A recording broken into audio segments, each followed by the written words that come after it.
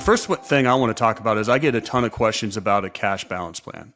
And I'm actually going to have a break off of this from a CPA at Pilot Tax giving his opinions on the cash balance plan and what it was designed to do and some of the issues with it.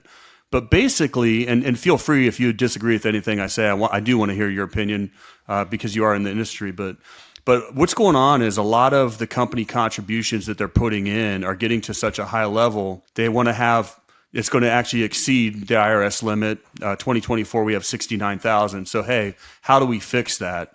And so they're having that rollover go into a cash balance plan, which is all tax deferred. Now, in general, tax deferred money could be a good thing. You're not paying tax on it now. But because of these high contributions that all the airlines are doing in this industry, a lot of pilots have a ticking tax time bomb in retirement where they have way too much tax deferred money because they didn't have a Roth option all these years. So some of the downsides to the cash balance plan is when it gets rolled into there to fit more tax deferred money, you lose all control of it is a thing I really don't like. Also, it's invested very, very conservatively. Some of them are even like 40% equity, 60% fixed income, which is even more conservative than most people are in retirement, which I don't like. Okay.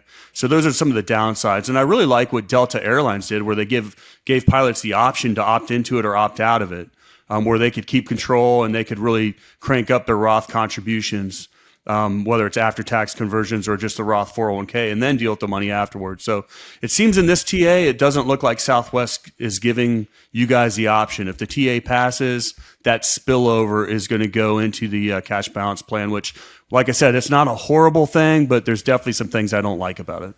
Yeah, that was a great tee up for me. I love it. So, comparing the Delta to the Southwest contract, they had the 18% there for the non-elective contribution. I think in 2026 is when we get that 18% right away, and then it'll be 20% later on for us, which is 1%. So the market-based cash balance plan for us is 1% automatic. You don't get to opt in, don't get to opt out. But what that does, it sets up a defined benefit versus the defined contribution plan, which I'm sure you've gone over, can go over. But all that does, to your point, Ryan, is with all this money that we're now making as pilots, sometimes our savings doesn't go up. So that defined benefit allows us to get more dollars in a qualified tax advantaged account, which, to your point, you have to weigh the pros and cons for each person in each situation. So give Ryan or myself a call for sure.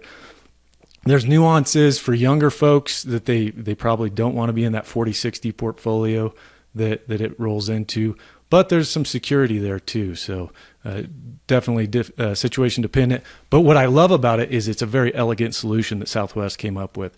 It's 1% just off the top, and then any non-elective contribution spill money would go into that. So above the 415C limit that you talked about, the 69,000, that would spill into it in addition to the 1%. So if you're making, the magic number for the 401A17 is 345,000, you get the 1%, so 3,450, and then spill in addition to that for, this next year could be 16,100. So as opposed to, and I'm throwing a lot of numbers, so rewind if you need to, 69,000, limited for this year for under 50 years old, you'd be able to get up to $85,100 in that qualified account. So that's kind of nice. We like that. It's good. The pilots you work with must be a lot smarter than the pilots I work with. I try to talk concepts. Yeah, that's better. That's better. Because otherwise, I get to look like this, like